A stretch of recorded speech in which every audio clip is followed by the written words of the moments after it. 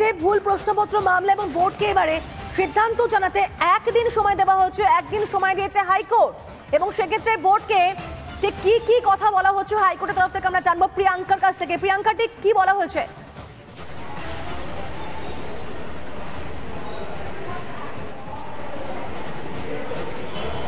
একবারে পিউ, এই খবরে আমি যে হিন্ট প্রথমেই দেব তা হলো 2016 প্যানেল বাতিলের পর, এসএসসির প্যানেল বাতিলের পর আজ 2017 প্রাইমারি টেটের প্রশ্ন ভুল সংক্রান্ত মামলা ছিল কলকাতা হাইকোর্টে এবং সেই মামলা ছিল বিচারপতি রাজশেখর মান্তার এজলাস এবং সেখানে একটি অত্যন্ত গুরুত্বপূর্ণ নির্দেশ উঠে এসেছে। বোর্ডকে একদিনের সময় দেওয়া হয়েছে আদালতের তরফ থেকে নিজেদের সিদ্ধান্ত জানানো।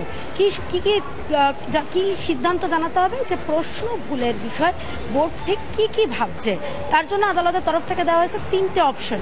প্রথম অপশন দেওয়া হয়েছে যারা এই প্রশ্ন অ্যাটেম্প্ট করেছে তাদেরকে তাদের এই নাম্বার দিতে হবে। পাশাপাশি আরেকটি অপশন দেওয়া হয়েছে যে যদি বোর্ড চায় এই সমস্ত প্রশ্নপত্র এক্সপার্টের কাছে পাঠাতে পারে।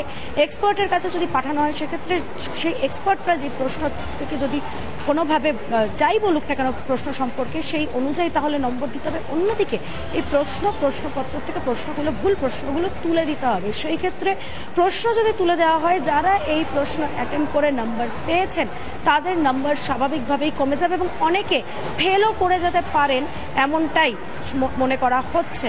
তবে আগামীকাল রয়েছে এই মামলার পরবর্তী শুনানি। অত্যন্ত গুরুত্বপূর্ণ বিষয় পিউ, যে এই মামলা গতকাল একদিকে আমরা দেখেছিলাম এসএসসির যার 2016 যে প্যানেল, সেই প্যানেল বাতিল করা হয়েছিল শুরুতেই আমি যেরকমটা বললাম।